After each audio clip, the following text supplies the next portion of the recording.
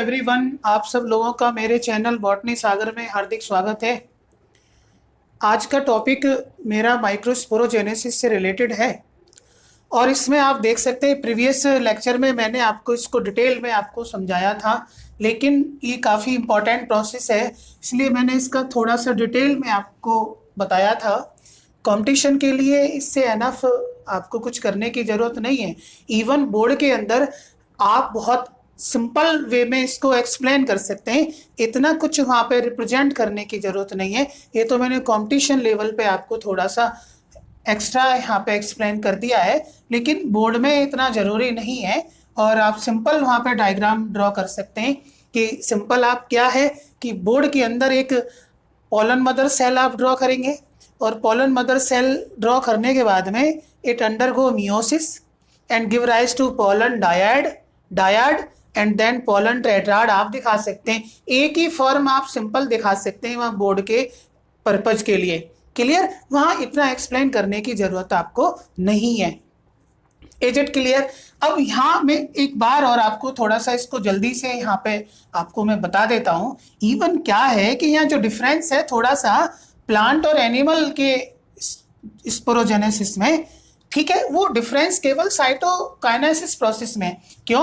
क्योंकि प्लांट और एनिमल्स में जो साइटोकाइनेसिस है वो डिफर करता है। प्लांट के केस में जो साइटोकाइनेसिस है वो बाई सेल प्लेट फॉर्मेशन के थ्रू होता है और एनिमल्स में बाई सेल फरो फॉर्मेशन, क्योंकि वहाँ तो क्या है, प्लाज्मा मेम्ब्रेन है एनिमल्स में, तो वहाँ इजीली फरो डेवलप हो जाता है। लेकिन यहाँ प्लांट के केस में तो सेल वॉल है ना, तो फरो वहाँ फॉर्म नहीं हो सकता है, इसलिए यहाँ पर साइमल्टेनियस और सक्सेसिव टाइप का साइटोकाइनेसिस देखने को मिलता है, जिसके रिजल्टेंट से ये डेवलप होते हैं आपके माइक्रोस्पोर्स। क्लियर? एक बार जल्दी से आप सुन लीजिए। ये स्टेमन है, स्टेमन का हमने ट्रांसफर सेक्शन काटा, ये दिखा रखा है मैंने। ट्रांसफर सेक्शन में हमने इसको स्टडी किया तो outer covering that is epidermis, जो पहले से ही प्लांट सेल के साथ एग्जिस्ट है। Hypodermal, below the epidermis hypodermal cells are present. After that hypodermal cell become specialised and give rise to archisporial cell. Clear? And then archisporial cell undergo periclinal division या transverse division and give rise to two type of the cell, upper that is outer primary parietal cells and inner primary sporogenous cell. ठीक है? इसके बाद में after that primary parietal cell undergo periclinal division and anticlinal division and give rise to microsporangium wall, क्योंकि ये entire structure क्या है, microsporangium है, जिसमें जो प्राइमरी पैरेटल सेल्स बनाती है endothecium, middle layer, tapetum, epidermis तो पहले से एग्जिस्ट है। क्लियर? इसके बाद में primary sporogenous cells give rise to sporogenous tissue and which acts as a behaves as a pollen mother cell also known as microspore mother cell. It undergo meiosis and give rise to microspore tetrad. ठीक है? अब microspore tetrad आप देख रहे हैं, एक tetrahedral manner है, एक आइसोबायलेटरल मैनर है। ठीक है? यदि साइटोकाइनेसिस साइमल्टेनियस टाइप का है तो टेट्राहेड्रल टेट्राड यहाँ पे डेवलप होगा और ये डाइकोट में देखने को मिलेगा। यदि साइटोकाइनेसिस सक्सेसिव टाइप का है तो ये मोनोकोट में देखने को मिलेगा और यहाँ पे जो टेट्राड मिलेगा हमें वो आइसोबाइलेटरल टाइप का टेट्राड हमें देखने को मिलेगा। क्लियर? यहाँ इस तरीके से आप ये इसको समझ सकते हैं। क्लियर? अब इसके अलावा माइक्रोस्पोरोजेनेसिस में इन दोनों माइक्रोस्पोर्स के अलावा ये 3 माइक्रोस्पोर्स और देखने को मिलते हैं। ठीक है? लेकिन ये इतने कॉमन नहीं है, जैसे कि डीकसेट एक टाइप का माइक्रोस्पोर अरेंजमेंट है, डीकसेट टाइप का, और इसमें क्या है कि ये क्रॉस लाइक मैनर में इसमें माइक्रोस्पोर्स अरेंज होते हैं, आप देख सकते हैं क्रॉस लाइक मैनर में अरेंज्ड है। और इस टाइप का माइक्रोस्पोर्स अरेंजमेंट हमें देखने को मिलता है मैग्नोलिया के अंदर। मैग्नोलिया इसको हिंदी में चंपा ट्री बोलते हैं। क्लियर? इसके बाद में टी शेप टाइप का माइक्रोस्पोर अरेंजमेंट है और इस टाइप का अरेंजमेंट देखने को मिलता है एरिस्टोलोकिया के अंदर। ठीक है? इसके बाद थर्ड इसमें तीसरा है लीनियर टेट्राड, जिसमें माइक्रोस्पोर्स लीनियरली अरेंज्ड होते हैं, one above the other manner में अरेंज होते हैं। और इस टाइप का माइक्रोस्पोर अरेंजमेंट हेलोफिला प्लांट्स में देखने को मिलता है, जिसको हम सी ग्रास भी बोलते हैं। क्या बोलते हैं? ये सी ग्रास है। क्लियर? एक मैरीन एंजियोस्पर्म है। क्लियर? तो इस तरीके से अब एक प्लांट है जिसमें 5 अरेंजमेंट देखने को मिलते हैं, एरिस्टोलॉकिया एलिगेंस। तो वो आप इसको थोड़ा सा आप लिख सकते हैं। ये आपका लेक्चर नंबर 8 हो जाएगा। Lecture number 8। तो all the 5 arrangement of microspores, एक स्पेसिफिक एंजियोस्पर्म में एरिस्टोलॉकिया एलिगेंस। क्लियर? ये हो जाएगा आपका lecture number 8। Lecture number 8, all the, यहां आप नोट करके लिख लें,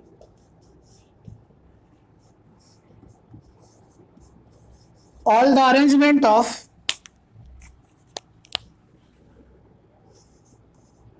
all the 5 arrangement of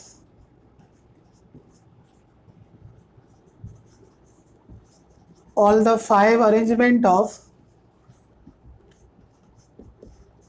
microspores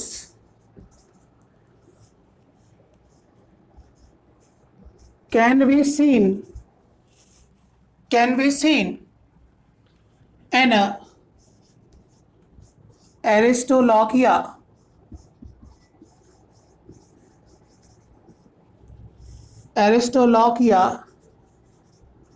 elegance, और इसको डचमैन्स पाइप भी हम इस प्लांट को बोलते हैं। क्लियर? डचमैन्स पाइप इसको बोला जाता है। तो 5 अरेंजमेंट यहाँ पे माइक्रोस्पोर्स के दिखाई देते हैं एरिस्टोलॉकिया एलिगेंस के अंदर। मीन्स टेट्राहेड्रल मैनर में, आइसोबायलेटरल मैनर में, डिकसेट मैनर में, टी शेप मैनर में और लीनियर मैनर में माइक्रोस्पोर्स यहाँ पे देखने को मिलते हैं। मीन्स पोलन ग्रेन के 5 अरेंजमेंट एरिस्टोलॉकिया एलिगेंस में देखने को मिलते हैं। क्लियर? अब आप यहाँ पे डेफिनेशन लिख सकते हैं।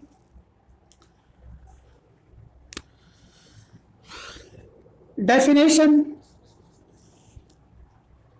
the formation and differentiation of the formation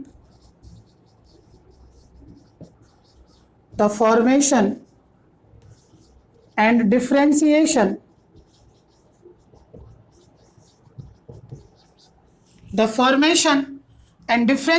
of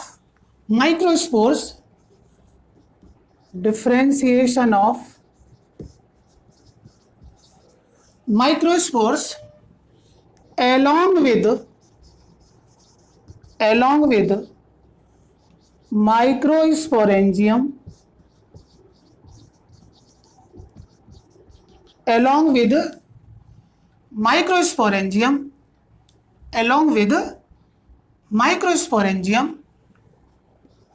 is called as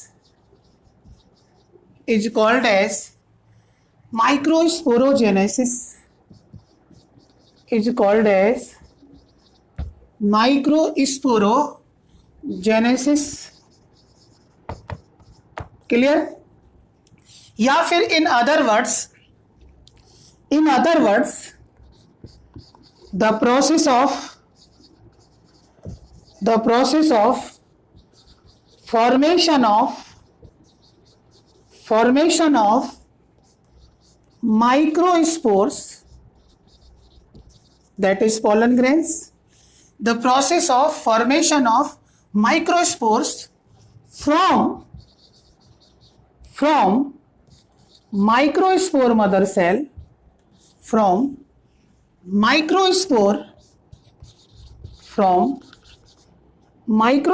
mother cell, या इसको पोलन मदर सेल भी बोल देते हैं।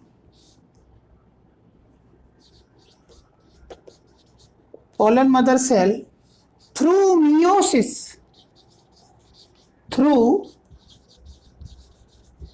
meiosis, that is the reductional division, is called as what? Microsporogenesis. Is called microsporogenesis. ये आप डेफिनेशन लिख सकते हैं। Clear?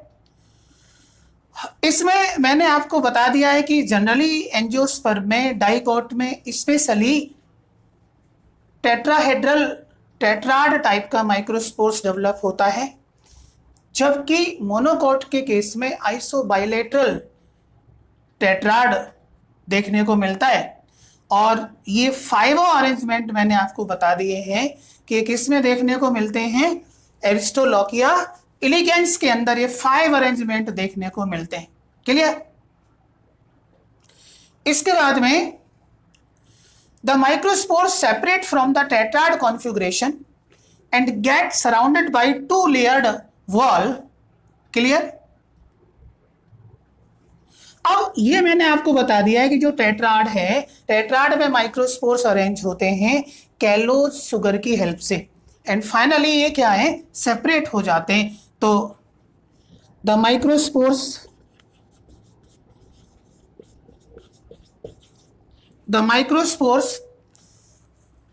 separate from the tetrad configuration, separate from the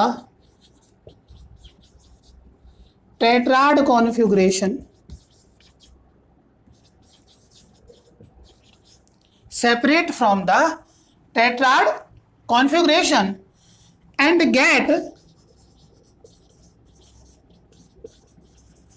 get surrounded by 2 wall and get surrounded by 2 wall. Outer is exint and inner is intine.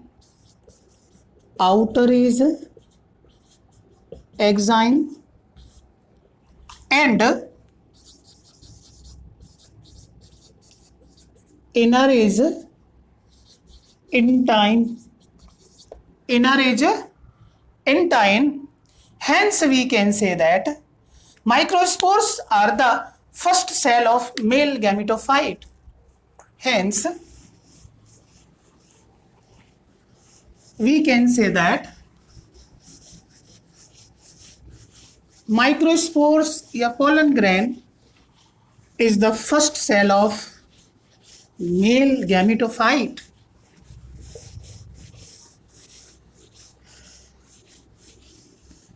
Hence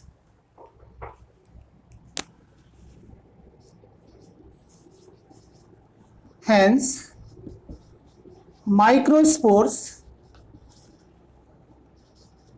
is the first cell of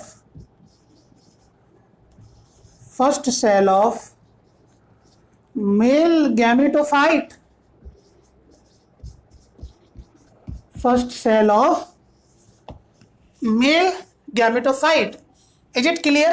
अब यहाँ पे एक exception और आप देख सकते हैं, क्या है कि एक एंजियोस्पर्म की फैमिली है साइप्रेसी, और उस साइप्रेसी फैमिली के अंदर ये देखने को मिलता है कि माइक्रोस्पोरोजेनेसिस में 4 पोलन ग्रेन डेवलप होते हैं, लेकिन 4 की बजाय 3 डिजनरेट हो जाते हैं, एक ही केवल वहां पे फंक्शनल रह पाता है। तो इस तरीके का आप एक्सेप्शन यहाँ पे देख सकते हैं। तो एक स्टार लगा के आप पॉइंट लिख सकते हैं कि in the member of family Cupressaceae, in the member of family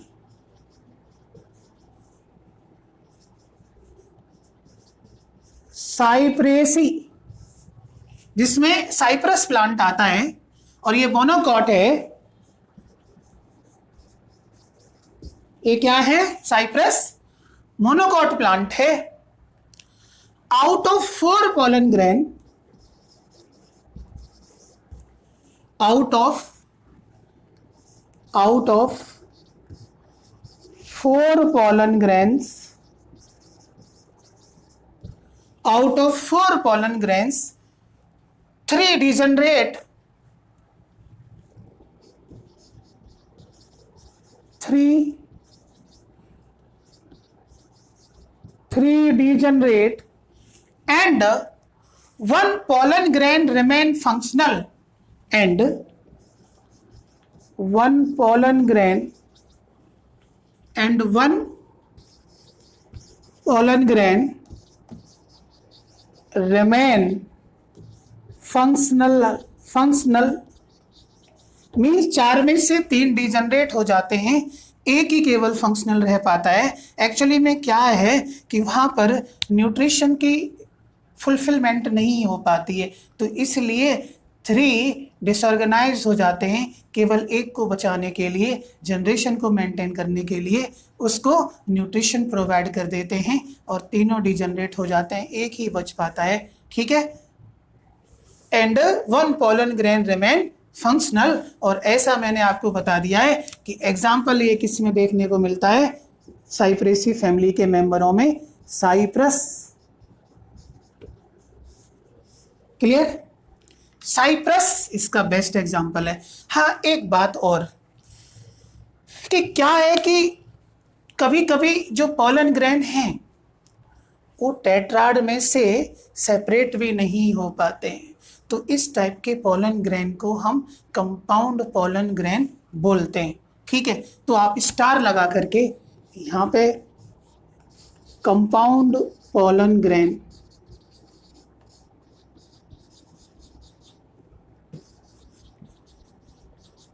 ये हेडिंग डाल लीजिए आप। कंपाउंड पॉलन ग्रेन का मतलब क्या है कि when the pollen grain present in a tetrad fails to separate, when the pollen grain present in a tetrad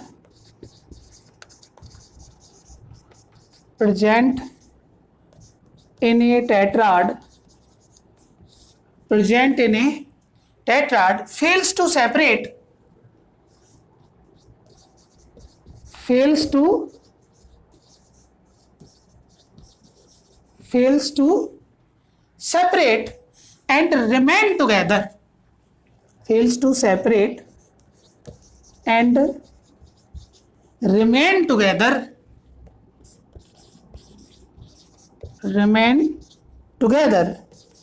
such type of pollen grain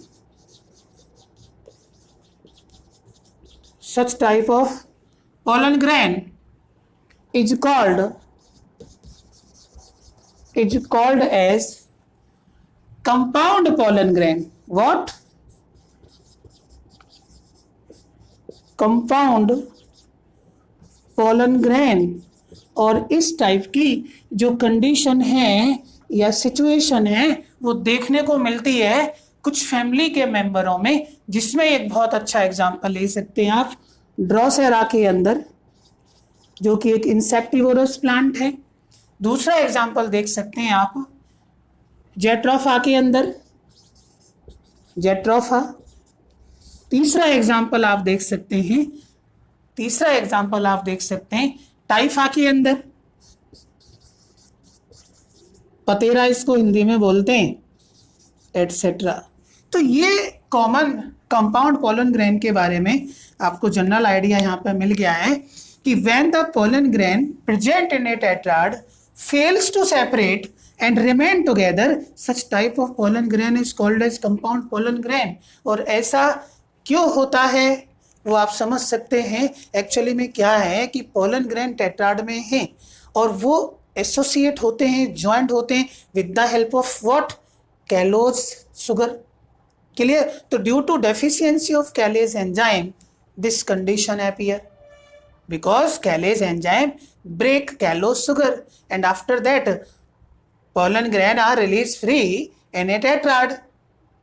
But due to the deficiency of Calais enzyme, callose sugar is not break up, so pollen grain are unable to separate out, then they are associate together. Such type of pollen grain is known as compound pollen grain. Clear. अब ये compound pollen grain है, ये cross pollination को promote करेंगे। ठीक है, self pollination को promote नहीं करेंगे क्योंकि एक साथ ही हैं, ये जा रहे हैं। तो compound pollen grain promote cross pollination. एक बात और आप यहाँ पे नोट कर सकते हैं कि कंपाउंड, आगे मैं डिस्कस कराऊंगा, compound pollen grain promote cross pollination. Compound pollen grain promote cross pollination. इस तरीके से मेरा ये लेक्चर हो जाता है और नेक्स्ट टाइम मुझे आपको डिस्कस कराना है structure of pollen grain and development of male gametophyte. अब थोड़ा सा आप यहाँ पे सुन लीजिए जल्दी से पोलन ग्रेन के बारे में।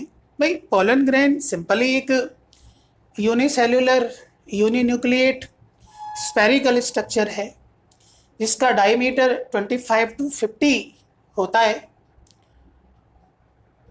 Clear? It is covered by 2 wall layered. Outer is called as axine, inner is called as intine. Axine having different type of ridges, furrows, spines over it, and it is sculptured, which is made up of a hardest biological material that is called as sporopollenin. Oxidized carotenoids is known as sporopollenin, which is synthesized by the Uvisc bodies, and Uvisc bodies is the monopoly of glandular tapetum. ये previous lecture में मैं आपको करा चुका हूँ। Clear? अब इसके बाद में इनर लेयर है, इसको इंटाइन बोलते हैं। Intine is thin, flexible and is made up of cellulose and pectin. Hence intine is pectocellulosic in nature. Pectocellulosic in nature. Clear? इसके बाद inside intine there is a dense cytoplasm, single nucleus. Clear? इसके बाद हम बात करें यहाँ पर तो एक्साइन इंटाइन दोनों ये पोलन वॉल हैं जिसको स्पोरोडर्म भी बोलते हैं। क्या बोलते हैं? स्पोरोडर्म बोलते हैं। अब यहाँ पे एक जर्म पोर का कंसेप्ट और आता है। क्लियर? एक्साइन पर वो रीजन जहां स्पोरोपोलिनिन नहीं होती है या बहुत थिन वहां पर वॉल होती है, उस रीजन को जर्म पोर बोलते हैं। क्लियर?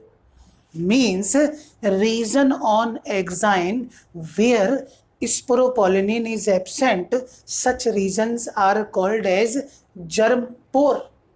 क्या बोलते हैं उनको? जर्म पोर बोलते हैं। एंड जनरली पोलन ग्रेन में यदि डाइकॉट है तो डाइकॉट में मोस्टली 3 जर्म पोर्स बनते हैं और मोनोकॉट में सिंगल जर्म पोर बनते हैं, सिंगल जर्म पोर बनता है। ठीक है? तो डाइकॉट में जब पोलन ग्रेन में 3 जर्म पोर आते हैं या 3 जर्म पोर प्रेजेंट होते हैं, इस कंडीशन को ट्राइकॉल्पेट कंडीशन बोलते हैं। और जब सिंगल जर्म पोर प्रेजेंट होता है पोलन ग्रेन में एक्साइन पर तो उस कंडीशन को मोनोकॉल्पेट बोलते हैं। And it is seen in the case of monocots.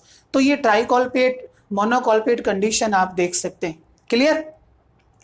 इसके बाद में फिर मैं बात करूं कि भाई यहाँ पर जो मेल गैमेटोफाइट है वो कैसे कैसे डेवलप होता है पोलन ग्रेन से। फर्स्टली पोलन ग्रेन का जो न्यूक्लियस है वो इनलार्ज होता है। इनलार्ज होने के बाद फिर डिवाइड करता है। 2 रेगुलर सेल वहाँ पे डेवलप होती हैं, एक लार्जर सेल होती है, एक स्मॉलर सेल होती है। लार्जर सेल को हम वेजिटेटिव सेल बोलते हैं जो रिच इन न्यूट्रिएंट्स होती है, रिच इन न्यूट्रिएंट्स। इसके बाद में स्मॉलर सेल को हम जर्मिनल सेल बोलते हैं जो कि आगे चल करके गैमेट्स बनाती है। क्लियर? तो यहाँ पर पोलन ग्रेन का न्यूक्लियस इनलार्ज हुआ, डिवीजन उसने किया, 2 रेगुलर सेल बन गई, लार्जर सेल को वेजिटेटिव सेल बोल दिया और स्मॉलर सेल को जनरेटिव सेल बोल दिया। एंड आफ्टर दैट यहाँ पर जो पोलन ग्रेन है वो 2 सेल्ड स्टेज में देखने को मिलेगा हमें। ठीक है? मेजॉरिटी ऑफ एंजियोस्पर्म में जो पोलन ग्रेन रिलीज होता है वो 2 सेल्ड स्टेज में ही होता है, लेकिन कुछ एंजियोस्पर्म में पोलन ग्रेन 3 सेल्ड स्टेज में भी रिलीज होता है। और वहां पर जो 3 सेल्ड स्टेज है उसमें क्या है कि जो जनरेटिव सेल है it again undergo mitotic division and give rise to 2 male gametes.